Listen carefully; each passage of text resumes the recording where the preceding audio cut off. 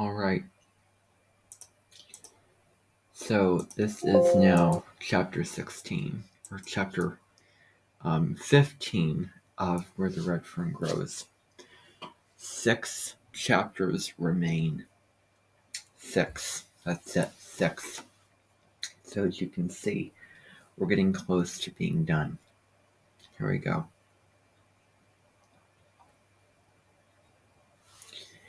In the afternoon, our judge came over and introduced himself. He told us he'd be going with us that night. About sundown, we piled in our buggy and drove a few miles downriver. I noticed other hunters doing the same thing. Everyone was trying to get away from the already hunted territory.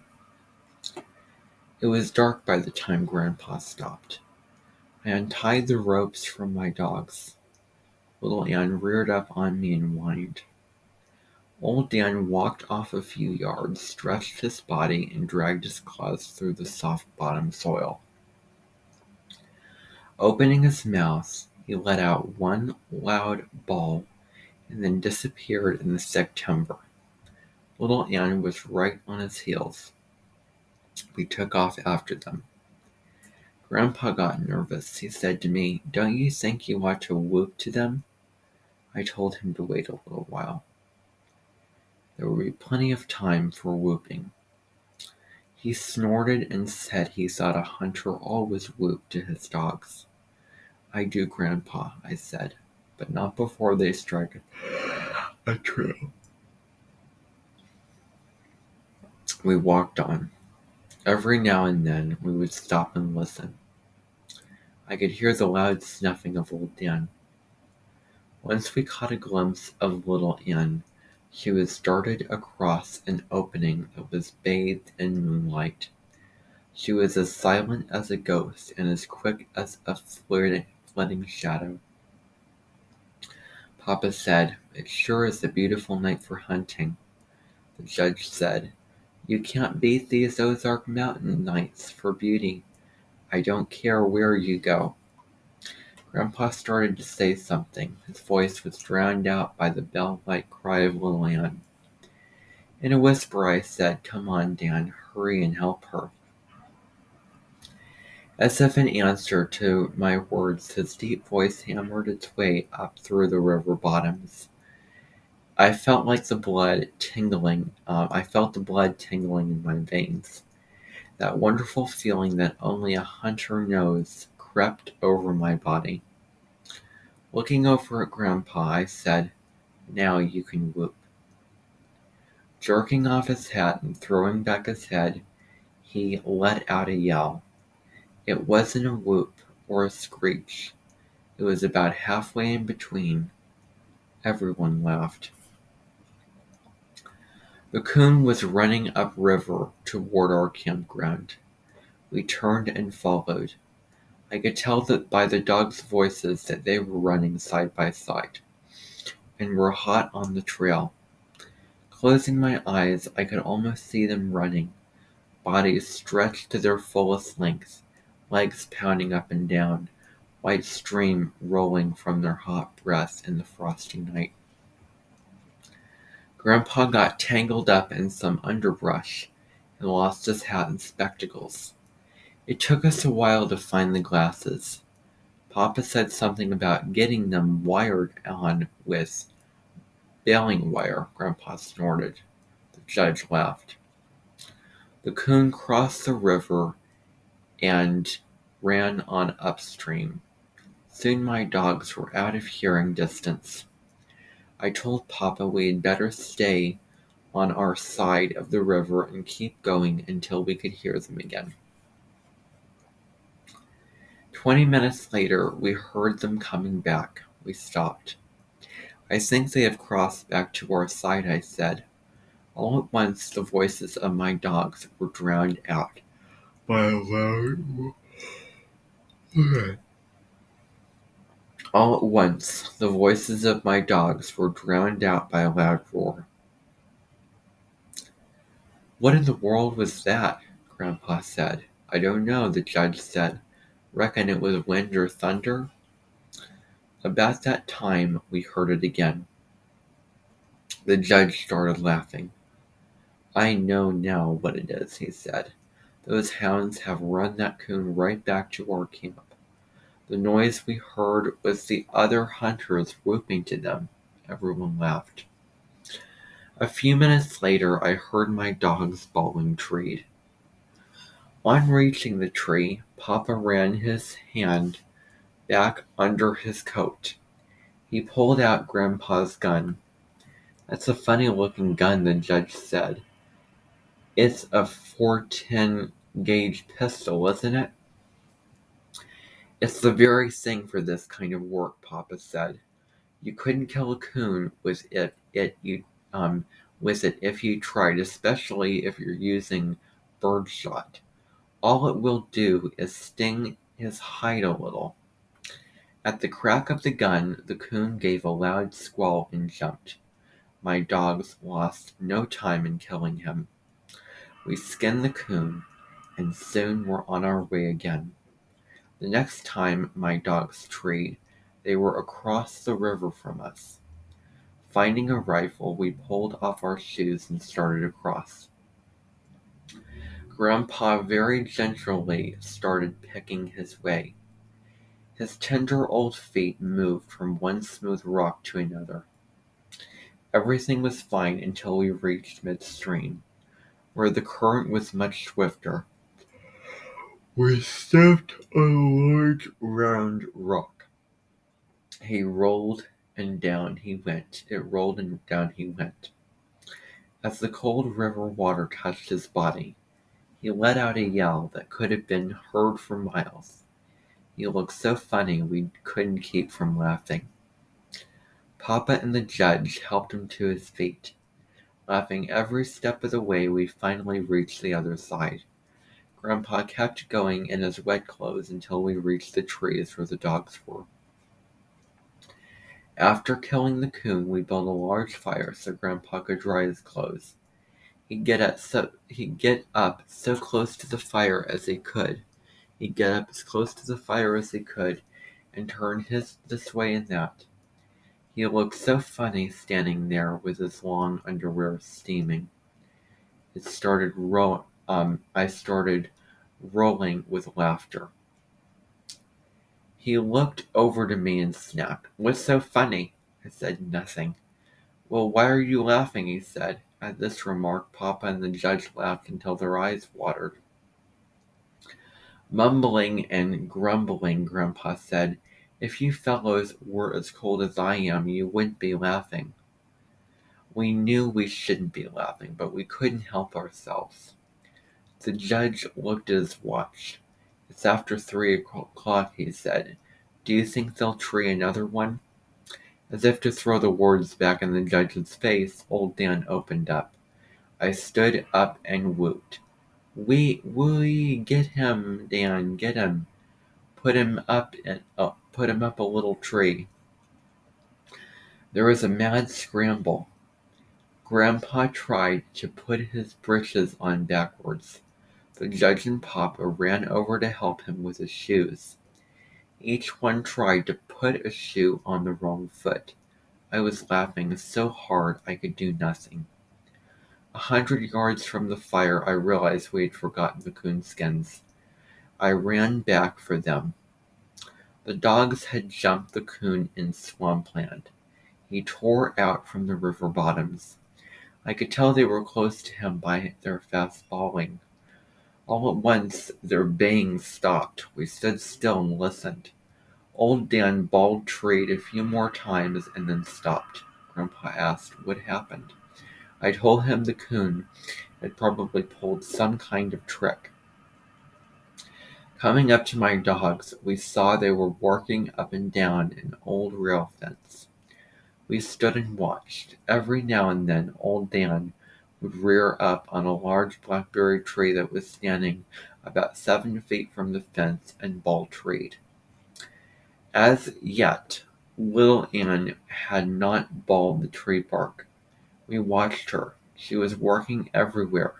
She climbed up on the rail fence and followed its zigzag course until she disappeared in the darkness.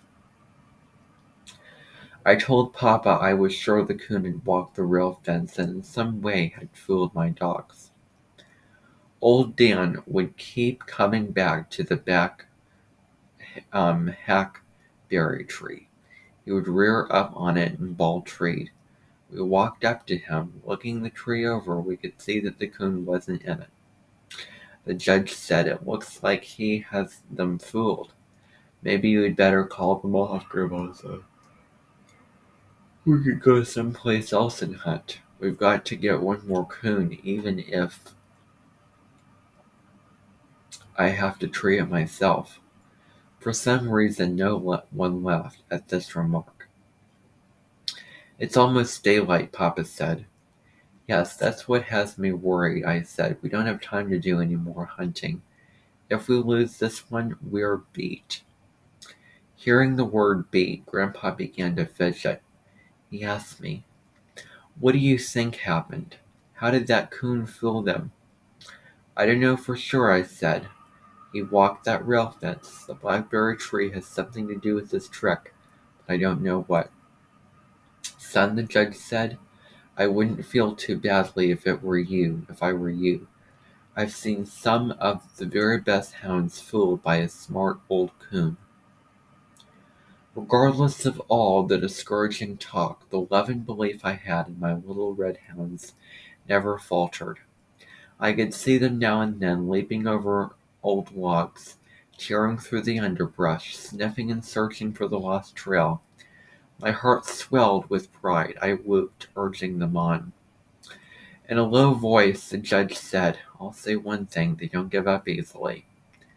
Birds began to chirp all around us. The sky took on a light gray color. Tiny, dim stars were blinking the night away. "It looks like we're beat," Papa said. "It's getting daylight." At that moment, the loud, clear voice of a red-bone hound, bawling treed, rang through the river bottoms. It was the voice of Little Ann. Sucking in a mouthful of air, I held it. I could feel my heart pounding against my ribs. I closed my eyes tight and gritted my teeth to keep the tears from coming. "Let's go to them," Grandpa said. "No, wait a minute," I said. "Why?" he asked. "Wait till old Dan gets there," I said. "It's daylight now, and if we walk up to the tree the coon will jump out. It's hard to keep a coon in a tree after daylight. Let's wait until old Dan gets there. Then if he jumps, he won't have a chance to get away." "The boy's right," the judge said. "It's hard to keep a coon in a tree after daybreak." Just then we heard old Dan. His deep voice shattered the morning silence. Searching for the lost trail, he had crossed the fence and worked his way out into an old field. Turning around, we saw him coming. He was a red blur in the gray morning shadows. Coming to the rail fence, and without breaking a stride, he raised his body into the air. About halfway over, and while still in the air, he bawled. Hitting the ground with a loud grunt, he ran past us. Everyone whooped at him. Ahead was a deep washout about 10 feet wide. On the other side was a canebrake. His long red body, stretched to its fullest length, seemed to float in the air as he sailed over it. We could hear the tall stalks rattling as he plowed his way through them. A bunch of sleepy snowbirds rose from the thick cane, flitted over, and settled in a row on the old rail fence. Nearing the tree, we could see it was a tall sycamore, and there, high in the top, was the coon. Grandpa threw a fit. He hopped around, whooping and hollering. He threw his old bat down on the ground and jumped up and down on it. Then he ran over it and kissed Little Ann right on the head. After we killed and skinned the coon, the judge said, "Let's walk back to that old fence. I think I know how the old fellow pulled his trick." Back at the fence, the judge stood and looked around for a few minutes. Smiling, he said, "Yes, that's how we did it." "How?" Grandpa asked. Still smiling, the judge said, That old coon walked this rail fence, coming even with the blackberry tree. He leaped up on its side and climbed up. Notice how thick the timber is around here. See that limb way up there in the top? The one that runs over and almost touches the sycamore? We saw what he meant. The coon walked out on that limb, he said, leaped over and caught the sycamore limb. Repeating this over and over from tree to tree, he worked his way far out into the river bottoms. What I can't figure out is how that hound found him. Gazing at little Ann, he shook his head and said, I've been hunting coons and judging coon hunts for 40 years, but I've never seen anything like that. He looked at me. Well, son, he said, you have tied the leading teams. There's only one more night of eliminations. Even if some of them get more than 3 coons, you will still be in the runoff. And from what I've seen here tonight, you have a good chance of winning the cup. I knew that little Ann had scented the coon in the air, the same as she had the ghost coon. I walked over and knelt down by her side. The things I wanted to say to her I couldn't for the knot in my throat, but I'm sure she understood. As we came into the campground, the hunters came out of their tents and gathered around us. The judge held up the 3 big coon hides. There was a roar from the crowd. One man said, That was the most beautiful sight I've ever seen. Was it a beautiful sight? Grandpa asked. Last night those little red hounds brought that coon right through camp. The judge said, We figured they did when we heard the noise. Laughing, the man said, We heard them when they ran up the other side of the river. Way up above here they crossed over. We could tell they were coming back, so we doused all the fires, and sure enough they came right through camp. Those 2 little hounds weren't 50 yards behind the coon. Running side by side, boy, they were picking them up and laying them down and bawling every time their feet touched the ground. I'll tell you, it was the prettiest sight I ever saw. When the judge started telling about the last coon little Ann had treed, I took my dogs over to our tent and fed and watered them. After they had had their fill, I gave them a good rub down with a piece of gummy sack. Taking them out to the buggy, I tied them up. I stood and watched while they twisted around in the hay making their bed. That day I tried to get some sleep in our tent, but the soaking Grandpa had taken in the river had given him a cold, causing him to snore. I never heard such a racket in all my life. I'd have sworn he rattled the paper sacks on our grocery boxes. Taking a blanket, I went out to my dogs. Little Ann had wiggled up as close to old Dan as she could. Prying them apart, I lay down between them and fell asleep. The last night of the eliminations turned out like the second night. None of the judges turned in more than 2 hides. That day, about noon, the owners of the other winning teams and I were called for a conference with the head judge. He said, Gentlemen, the eliminations are over. Only 3 sets of hounds are left for the runoff. The winner of tonight's hound will receive the gold cup. If there is a tie for the championship, naturally there will be another runoff. He shook hands with each of us and wished us good luck. Tension began to build up in the camp. Here and there, hunters were standing in small groups talking. Others could be seen going in and out of tents with rolls of money in their hands. Grandpa was the busiest one of all. His voice could be heard all over the camp. Men were looking at me and talking in low tones. I strutted like a turkey gobbler. That evening, while we were having supper, a hunter dropped by. He had a small box in his hand. Smiling, he said, "Everyone has agreed that we should have a jackpot for the winner. I've been picked to do the collecting." Grandpa said, "You may as well leave it here now."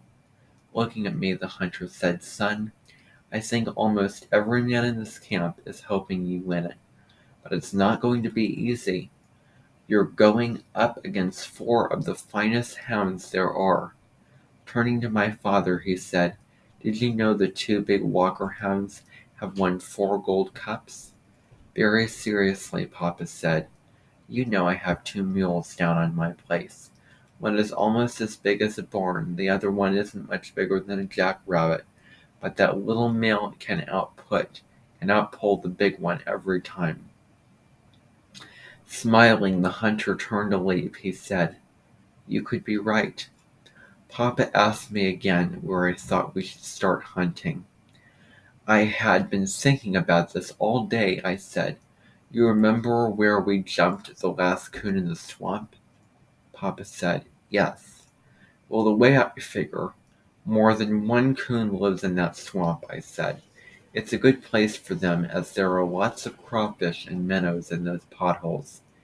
If a hound jumps on there, he has a good chance to tree him." Papa asked, "Why?" "It's a long way back to the river and about the same distance to the mountains," I said. "Either way he runs, a dog can get pretty close to him, and so he odd um would have to take to a tree." That evening, we climbed into Grandpa's buggy and headed for the swamp. It was dark by the time we reached it.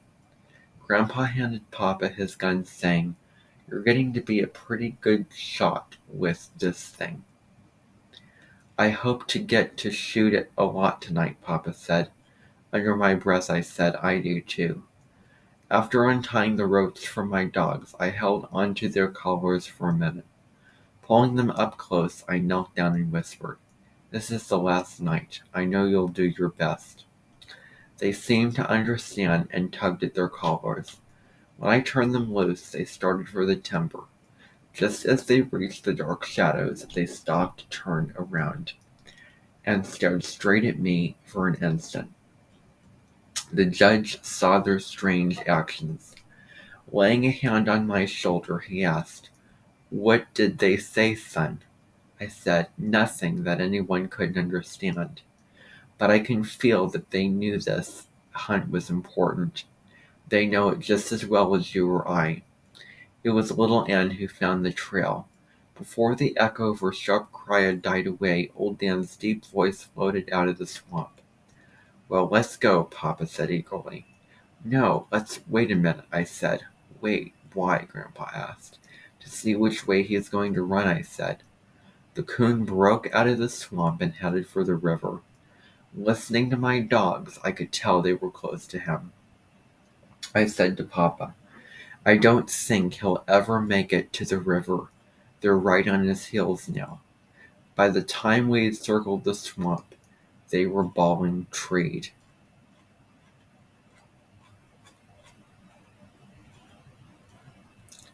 The judge said, "Boy, that was fast."